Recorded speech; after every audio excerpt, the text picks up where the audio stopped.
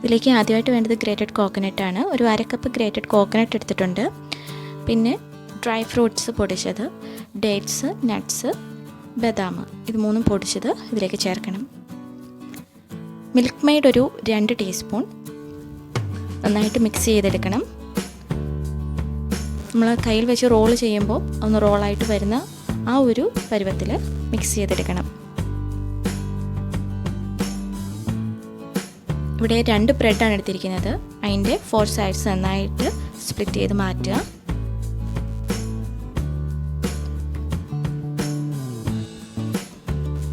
ചപ്പാത്തി പരത്തുന്ന പോലെ ജസ്റ്റ് ഒന്ന് പ്രസ് ചെയ്ത് കൊടുക്കുക.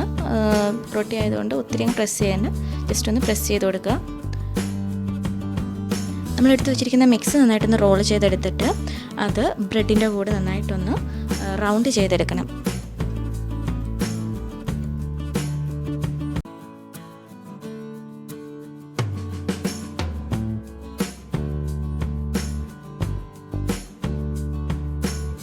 റോള് സെപ്പറേറ്റ് ചെയ്ത് പോകാതിരിക്കുന്നതിന് വേണ്ടിയിട്ട് ഞാൻ ഇവിടെ യൂസ് ചെയ്തത് മിൽക്ക് മെയ്ഡാണ്. ഒരു പാൻ വെച്ച് ആവശ്യത്തിന് എണ്ണ ഒഴിച്ച് ഒന്ന് ചൂടായി വരുമ്പോഴത്തേനും റോൾസ് ഇട്ട് നന്നായിട്ട് മുഴുവൻ 4 സൈഡ്സും നന്നായിട്ടൊന്ന് മുരിച്ചെടുക്കണം.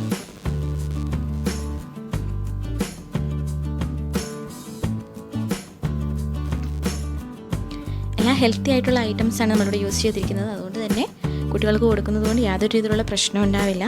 മസ്റ്റ് ട്രൈ ഐറ്റമാണ്. എല്ലാവരും ഒന്ന് ട്രൈ ചെയ്ത് നോക്കാം.